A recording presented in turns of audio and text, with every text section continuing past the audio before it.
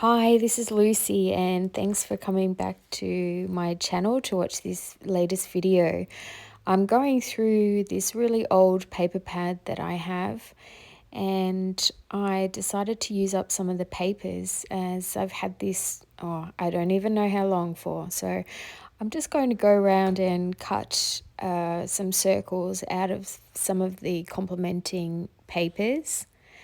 And you'll see that I choose about 4 different papers that all look nice together. This is just something different for an idea. I haven't actually done this before, so I was quite happy with the results. I thought that I would video it just in case it came out okay and gave us a different idea. So I just cut a piece of paper that's larger than the die that I'll be using so that it leaves room for any errors. I'm using some double-sided adhesive tape. You can use glue as well. And now I'm just going to start sticking these circles down. I'm trying not to put any of the same type next to each other, so that's why 4 or more work best. Am I the only one that hoards papers? Like, I have a lot of these old paper pads, and most of my videos are going to be about using up pattern papers and just different ideas rather than mixed media and things. I do that occasionally, but pattern paper is definitely my thing. I love it. So a lot of the time you'll see me using Uniquely Creative. I'm on their design team. Their papers are just amazing. I love using them. I love creating with them.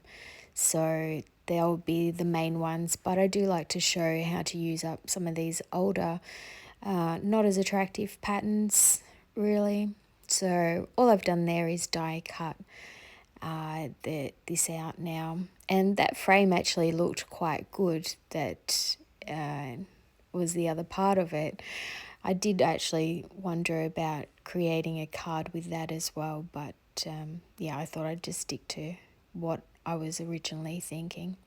So I'm just playing around. I always show my process because I never know what I'm actually going to be doing. Now, the best thing to do is if you've punched out things like this or die cut, it's much better to cut all of those little bits out or it gets very messy. So at the back of this one, it's got a few sentiments, which quite often paper pads do. And there's one there that has a different sort of frame, but I figure I may as well cut it out with mine and add that to the middle, and I quite like how that turned out. I'm having a look to see whether any of these pictures match the colours, and weirdly they don't. So I've gone for the trusty flower, and these little ladybirds I just picked up on the last week in a $2 shop, and I thought they were really sweet. So this is my first time using one, and I didn't think my first one would be a green one, but there you go. Now I'm using some scrap paper. I didn't want to add foam tape. I didn't want it to be too big. Plus I love getting rid of, I have a lot of scrap paper all the time. I make my own cards. So sometimes if it's an A4 sheet, I'll end up with the ends. So I use those to back anything that I don't want it to be sit too high on a card. And then here's my gel pen that if you've seen my other videos, you'll see that I use some quite often. I'm just doing some little scallops around each circle just for fun. It matches with the scallop die that I've used, and you'll see it better in the close-ups at the end of this video. So on to my next card, and I'm going to be looking for some more matching papers. So before I didn't want to put the purple and the peachy colour together. So this time I'm going to be using the green and the purple. this time I have some hexagon punches. Now with the circles and the hexagon punches, if you have dies as well, you can do this. It's just a bit quicker if you have punches to, as you can see, rather than if you only have one die to keep putting it through the die cutting machine. You don't have to have a full hexagon either, or circle for that matter. If you see what I just did before, I didn't have quite enough, but I can use that as one of the ones hanging off the edges. So with this, I want to leave a gap between each hexagon. So I'm gluing them on instead of using the double-sided tape. Before, what I have done, if I've used the double-sided tape and wanted to leave a gap, I've put glitter, fine glitter, in between at the end so that it's not sticky anymore, and that gives a really lovely look as well. Maybe I'll do that in another video sometime. So I'm just making sure that the hexagons aren't next to each other, the same ones. And I can cut off some of these edges so that I can continue to use them around the edges where you don't need them all. It's amazing how much card you can use up doing these. But at the same time, it's a great way to use up scraps. So even if you have your favorite kits and you don't have many bits of the paper left, this is a great idea to still get some use out of it. So I'm just adding the last little bits to the sides, and then I'll use the die cut. It's a stitched rectangular die, and these are from Uniquely Creative. And they just give it a good finish off look. So I'm just going to add this to the card front.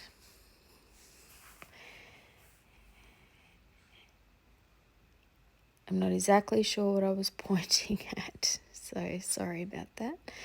Now I'm just going to use a sentiment die here to add, but I didn't feel like it stood out all that great in the purple.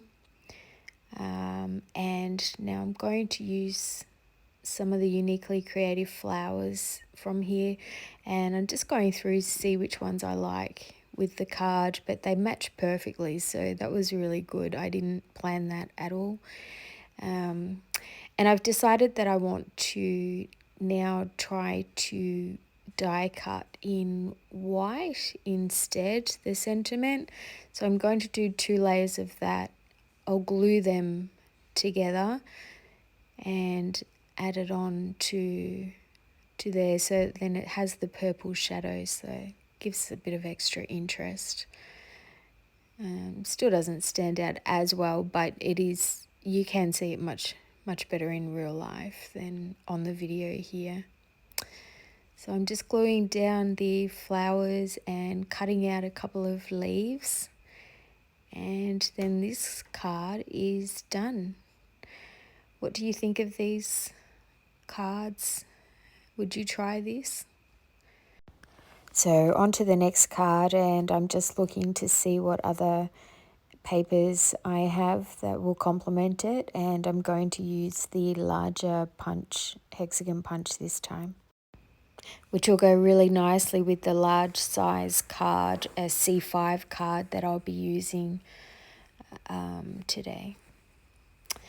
So I have lots of scraps, and these are very flimsy ones, and then I have in between, and then I also have like a thicker, probably 300 GSM there, which I'll be using today. And I'm going to punch some of the smaller hexagons out and use them as little mounts for each large hexagon, so that they're not sitting flat on this next card. So all I'm doing is just giving them a little bit of glue often people have been asking me what I have in my little glue bottle, and that is a Sally's Aquadare glue.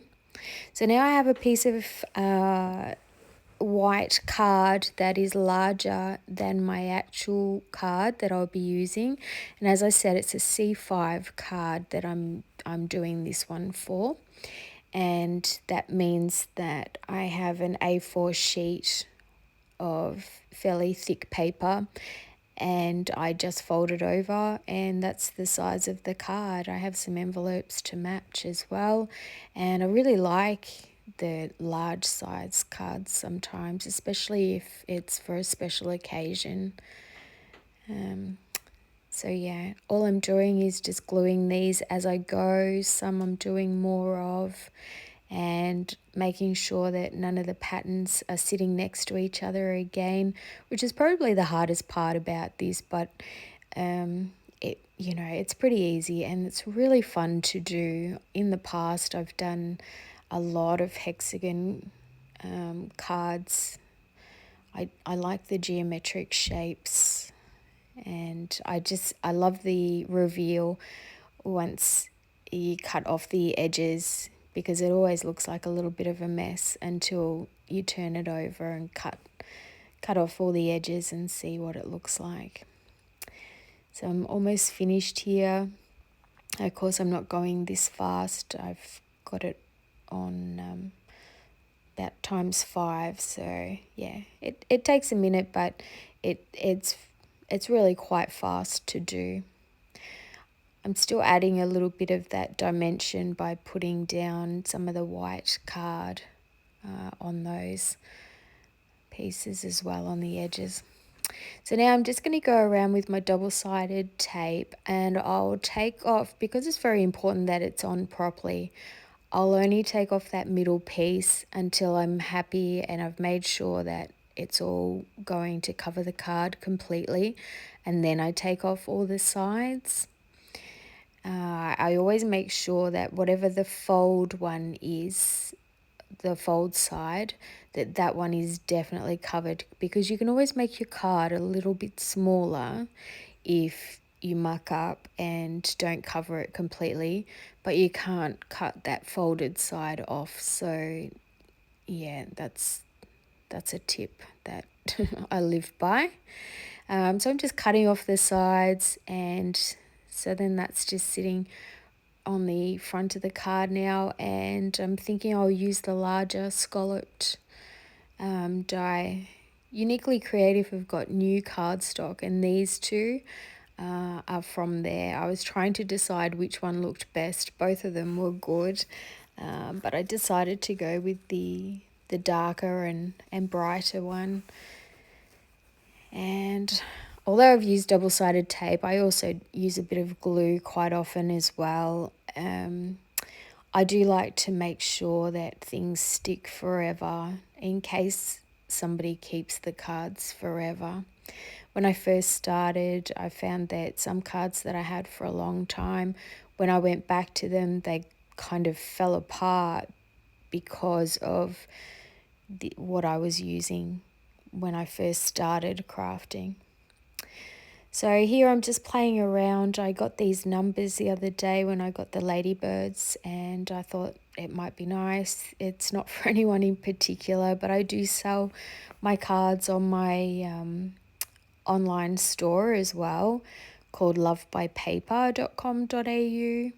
So then I can add these one-off cards as well as digitally printed cards that I design as well. So now I'm just going to emboss this 60. Please don't look at that embossing ink pad. It's very embarrassing. I've used my one that I use when I've inked things first, and I hadn't in this case, but yeah. So I'm using this little pizza box to heat them, because I'm not sure about you, but every time I use my heat tool, it tends to blow my items away if they're lightweight. So yeah, that way they stay in there. So I've just decided that that 60 needs to stand out a little more, so I've just die cut a smaller circle of vellum, and I'm going to glue the 60 down, and then I'll glue around the 60 underneath so that that keeps the vellum in place. I'm also going to glue underneath where the happy birthday sentiment is going to go as well, which I've used a little bit of foam tape so that that stands up as high as the 60 does. So I've just found these flowers in my stash, so I'm just going to add them, and then the card is finished. You'll see close-ups at the end as well, and hopefully somebody will give this a try and let me know. I love hearing their feedback in the comments. It's really made me want to continue creating these videos. So now I've still got those circles left from the first card, so I decided I'm just going to quickly make another card, just throwing them on here, all the different sizes, just gluing some of them if they're going over the top of others. And amazingly, I had the exact amount. I didn't have to punch out any more, but it wouldn't have hurt. I've still got more paper left. So yeah, and just cutting up some of the sides and adding them just to that bit, and yeah, now I can glue them down. If it goes through the die cutting, which the die cutting machine, I'm about to die cut it through, it kind of flattens it as well, which is good because I didn't want all the little bits, and that's why I was gluing them. I was going to try and see whether this striped paper went with it underneath, and I didn't like it. I liked the freshness of the white border, so I've continued to do the same for this card as I have with the others, die cutting it smaller than the card so it has the white border. And now I've got two little rectangle dies. One's a scalloped one and one's a stitched one. So, and I have a get well sentiment. I do like to have all different sentiments on my cards and a mixture. So I'm just playing around with that, and then I need to find the right ink to go with it. And I thought this Bundled Sage Distress Oxide ink is, so I just did a little tester there on the Hexagon and really liked that. Now I lost footage after this pretty much, so I've die cut it and I actually put some scrap paper over the top of it to protect it going through the die cutting machine, because sometimes it can get a little messy from the die cutting machine because I need new plates. And that worked nicely. And then I felt like it needed something else, and so I used some gold washi tape, but unfortunately it didn't record, so you'll see it now in the close-ups.